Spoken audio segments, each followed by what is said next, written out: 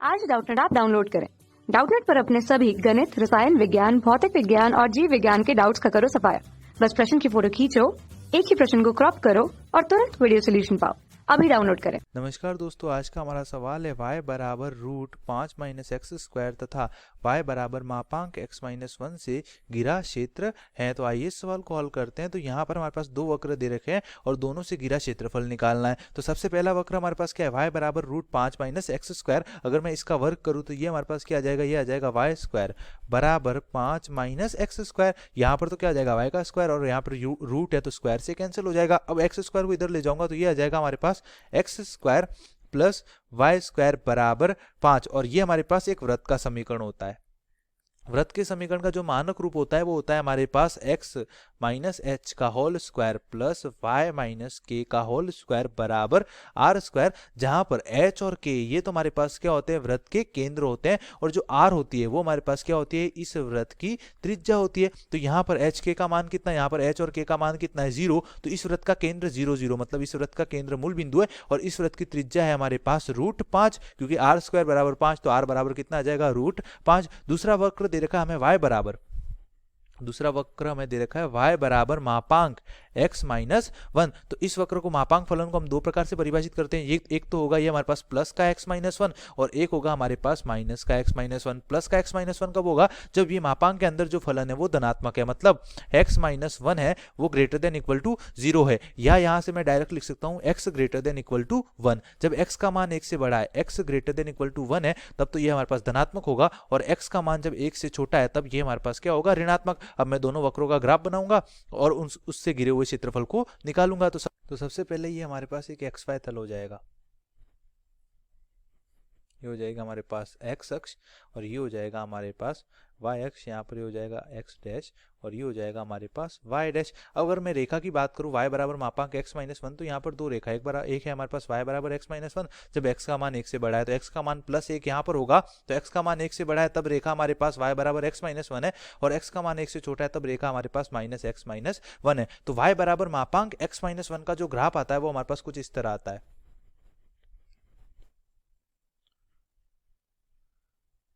ये हमारे पास y बराबर मापांक x माइनस 1 का ग्राफ होता है। यहाँ पर ये जो बिंदु होता है ये होता है हमारे पास 1 0, x अक्ष पे y निर्देशांक 0 होता है और x निर्देशांक कितना है, 1 और 0। और इसी प्रकार ये जो बिंदु है y अक्ष पर हमारे पास x निर्देशांक 0 होता है, तो इस बिंदु के निर्देशांक होंगे हमारे पास 0 और 1।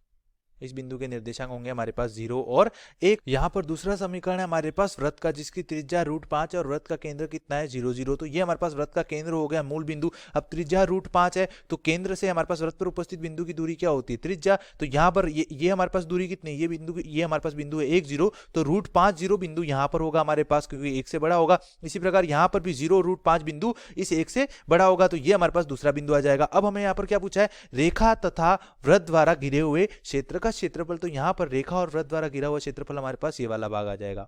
ये वाला जो भाग आ जाएगा इसमें हमारे पास ये हमारे पास y बराबर मापांक x माइनस 1 की रेखाओं द्वारा और वृत्त द्वारा घिरा हुआ क्षेत्र होगा। तो इसका क्षेत्रफल ज्ञात करने के लिए सबसे पहले यहाँ पर हमें दोनों प्रतिच्छेद बिंदु निकालने पड़ेंगे, ये बिंदु और ये बिंदु। ये दोनों बिंदु निकालूंगा, फिर इस बिंदु से इस बिंदु तक हम वृत्त का क्षेत्रफल निकालेंगे और उसमें से रेखा का क्षेत्रफल माइनस कर देंगे। तो सबसे पहले प्रतिच्छेद बिंदु किस प्रकार निकालूंगा, तो ये तो हमारे पास y बराबर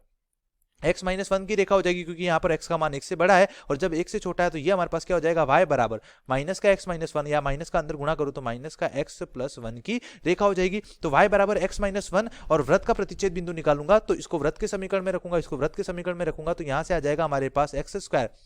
प्लस y की जगह रखूंगा x माइनस 1 का होल स्क्वायर, तो ये आ जाएगा हमारे पास a माइनस बी का whole square, x square plus 1 minus का 2x बराबर 5। अब यहाँ पर ये कितना हो जाएगा, ये हो जाएगा 2x स्क्वायर माइनस का 2x, और प्लस का 1 और 5 इधर आएगा, ये हो जाएगा माइनस का 4 बराबर 0। तो यहाँ से हमारे पास आ जाएगा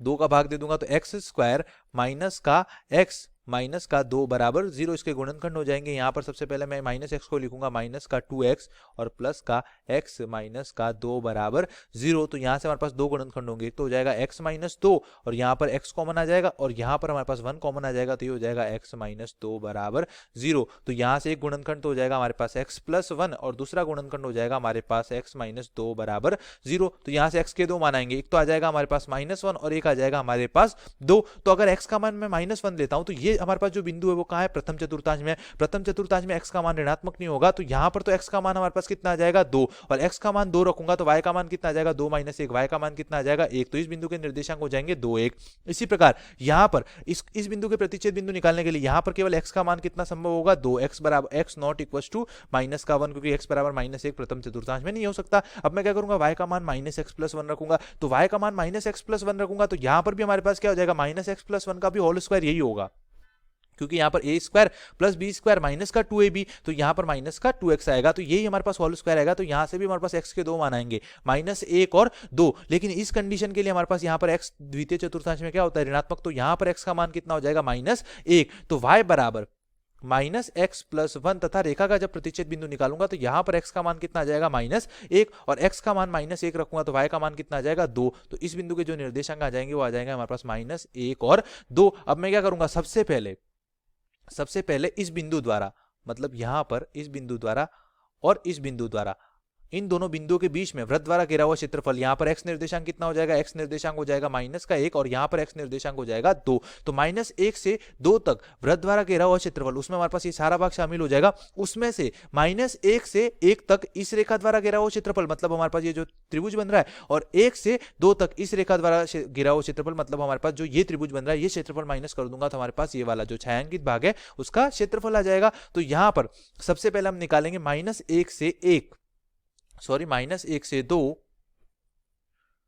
क्षेत्रफल को मैं a से लिखता हूं तो a का मान आ जाएगा हमारे पास -1 से 2, और वृत्त द्वारा घेरा हुआ क्षेत्रफल, और यहाँ पर x अक्ष की लिमिट है तो यहाँ पर आ जाएगा y गुणा dx, और प्लस हमारे पास उसमें से घटाऊंगा, माइनस करूंगा रेखाओं द्वारा घेरा हुआ क्षेत्रफल, तो माइनस रेखा, इस रेखा द्वारा घेरा हुआ क्षेत्रफल, मान लो ये हमारे पास त्रिभुज पहला त्रिभुज है, ये हमारे पास जो है वो त्रिभुज पहला है, तो इसको मैं लिख सकता हूं यहाँ पर इस बिंदु और इस बिंदु से बनने वाला त्रिभुज, ये हमारे पास प्रथम त्रिभुज है और ये हमारे पास दूसरा त्रिभुज है। तो पहले त्रिभुज का क्षेत्रफल क्या हो जाएगा, 1/2 गुणा आधार गुणा ऊंचाई, तो इस त्रिभुज का आधार कितना हो जाएगा, इस बिंदु से लेकर इस बिंदु तक, तो ये +1 है, ये -1 है, तो आधार की लंबाई हो जाएगी 2 गुणा ऊंचाई हमारे पास इस बिंदु से लेकर इस बिंदु तक, तो ये हमारे पास y निर्देशांक कितना, इसका y निर्देशांक है हमारे पास 2, तो इसका आ जाएगा 2, प्लस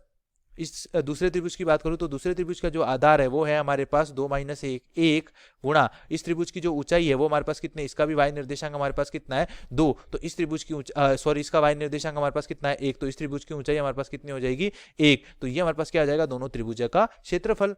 तो यहां से हमारे पास जो क्षेत्रफल आ जाएगा वो आ जाएगा a बराबर -1 से 2, यहाँ पर y का मान कितना आ जाएगा, x² + y² बराबर 5 है, तो y का मान आ जाएगा √5 - x², और गुणा में आ जाएगा dx, माइनस ये क्षेत्रफल आ जाएगा 2 से 2 कट जाएगा तो ये हो जाएगा 2, प्लस यहाँ पर हमारे पास ऊपर कितना है 1 गुणा 1 1 ही आएगा, तो ये आ जाएगा 2 + 1/2, तो ये हो जाएगा हमारे पास 5/2। अब यहाँ पर हमारे पास समाकलन का सूत्र लगेगा, तो समाकलन √a² - x² का जो फॉर्मूला होता है वो ये होता है हमारे पास x/2 √a² माइनस का x² plus a²/2 sine inverse x/a, sine inverse x/a, और प्लस c, क्योंकि अनिश्चित समाकलन है तो यहां पर ये हमारे पास क्या आ जाएगा, ये आ जाएगा a बराबर x/2 √a² - x², तो 5 - x का स्क्वायर प्लस a²/2, तो 5 का a² का मान कितना है, यहाँ पर a² का मान है 5, तो 5/2 साइन इनवर्स x/a, तो x/a का मान है √5, और प्लस हमारे पास क्या आ जाएगा, यहाँ पर प्लस c नहीं आएगा क्योंकि यहाँ पर हमारे पास निश्चित समाकलन है, समाकलन की सीमा दे रखी है और इसकी सीमा है हमारे पास -1 से 2, -2 प्लस 1/2, ये हो जाएगा हमारे पास 5/2। अब यहाँ पर मैं इसको सरल कर लूंगा तो ये आ जाएगा हमारे पास a बराबर 2, यहाँ पर रखूंगा तो 2/2 कितना हो जाएगा, उच्च सीमा लगाऊंगा तो 2/2 हो जाएगा 1, और 5 - 4 ये हमारे पास कितना हो जाएगा 1, प्लस यहाँ पर 5/2, और साइन इनवर्स x की जगह 2 रखूंगा तो साइन इनवर्स कितना हो जाएगा 2/√5, साइन इनवर्स 2/√5, माइनस निम्न सीमा लगाऊंगा तो -1 यहाँ पर रखूंगा तो -1/2, और 5 - 1 हमारे पास कितना हो जाएगा 4, 4 का वर्गमूल 2, 2 से 2 कट जाएगा तो ये तो हो जाएगा -1, माइनस हो जाएगा प्लस का 1, और यहाँ पर माइनस का चिन्ह आएगा तो माइनस का 5/2 साइन इनवर्स माइनस का 1/√5, साइन इनवर्स -1/√5, और ये आ जाएगा हमारे पास माइनस का 5/2। तो यहाँ से हमारे पास जो क्षेत्रफल का सूत्र है, यहाँ से हमारे पास जो क्षेत्रफल आएगा वो आ जाएगा 1 प्लस 1 तो हमारे पास कितना हो जाएगा 2, और यहाँ पर माइनस का 5/2 तो ये हो जाएगा हमारे पास 2 माइनस का 5/2 ये हो जाएगा माइनस का 1/2, तो a का मान आ जाएगा हमारे पास माइनस का 1/2। अब यहाँ पर 5/2 साइन इनवर्स 2/√5 और ये है माइनस 5/2 साइन इनवर्स 1/√5। तो यहाँ पर दोनों में हमारे पास क्या हो जाएगा 5/2 कॉमन आ जाएगा, और साइन इनवर्स माइनस एक्स क्या होता है माइनस का साइन इनवर्स एक्स, तो यहाँ पर बस बीच में आ जाएगा प्लस का चिन्ह, तो ये आ जाएगा हमारे पास प्लस का 5/2 साइन इनवर्स, यहाँ पर तो बचेगा हमारे पास 2/√5 और यहाँ पर हमारे पास बचेगा प्लस साइन इनवर्स 1/√5। अब यहाँ पर इसको आगे और भी सॉल्व कर सकते हैं हम। Sine inverse a plus b का फॉर्मूला लगा के, sine inverse a plus b का जो फॉर्मूला होता है वो होता है हमारे पास a बराबर माइनस का 1/2 प्लस 5/2, ये होता है हमारे पास sine inverse a√1 minus b square. तो a का मान है हमारे पास 2√5 √1 माइनस बी स्क्वायर, तो 1 माइनस बी का स्क्वायर करूंगा तो कितना आ जाएगा 1/5 plus sine inverse a√1 minus b square plus b, तो b का मान है 1/√5 √1 माइनस a स्क्वायर, तो 1 माइनस a का स्क्वायर करूंगा 2 का स्क्वायर 4/5। इसको यहाँ पर और सरल कर लूंगा तो ये आ जाएगा हमारे पास a बराबर माइनस का 1/2 प्लस 5/2। यहाँ पर क्या हो जाएगा, ये आ जाएगा हमारे पास साइन इनवर्स 1 माइनस 1/5 कितना हो जाएगा, ये हो जाएगा 4/5 और 4 का रूट हो जाएगा 2, तो 2 इंटू 2 ऊपर तो आ जाएगा 4 बटा नीचे √5 गुणा √5, ये हो जाएगा हमारे पास 5 प्लस यहाँ पर भी क्या हो जाएगा 5 माइनस 4 हो जाएगा 1/√5, 1/√5 गुणा 1/√5 ये हो जाएगा 1/5। अब 4/5 प्लस 1/5 कितना हो जाएगा 4 प्लस 1 5/5, ये हमारे पास हो जाएगा साइन इनवर्स 1, और साइन इनवर्स 1 का जो मान होता है वो होता है हमारे पास π/2। तो यहाँ पर इसका मान हमारे पास कितना आ जाएगा π/2, तो a का मान आ जाएगा हमारे पास माइनस का 1/2 प्लस 5π/4, और ये हमारे पास क्या आ जाएगा इस गिरे हुए भाग का क्षेत्रफल वर्ग इकाई। धन्यवाद। कक्षा 6वीं से 12वीं से लेकर नीट IIT JEE वो एडवांस के लेवल तक 1 करोड़ से ज्यादा छात्रों का भरोसा। आज ही डाउनलोड करें डाउटनेट ऐप या व्हाट्सएप करें अपने सारे डाउट्स 8400 400 400 पर।